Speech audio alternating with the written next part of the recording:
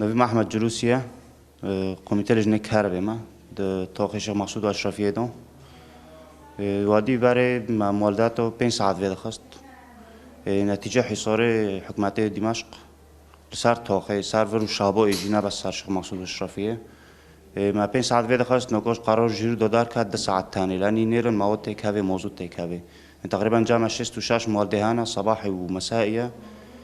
موضوع تناتيرين اوكي نيل موضوع طاقه كهوي نتيجة و حصارا و تشتيهانو دبي واحتمال جي حصار وانامو 7 ساعت نجي لاغوبن نقول شابای کو كهربا قطع امبير بيدرو سيرو تنايا و داريجي قرار دو زوتني هيرو كداركات هم كده ساعت تاني بيخن که حصار وانو بردوام کر مال خرابينه و نسبتين مالدات رو زوتني ما 5 ساعت ويد خست ساعته مال ده سر حمل تقریبا 35 لیتر دخه و 5 ساعت نو 105 لیتر دخور و هفته دوگی هم به حسبین 900 لیتر تقریبا 5 برمیلن نکو ما دخوست 400 لیتر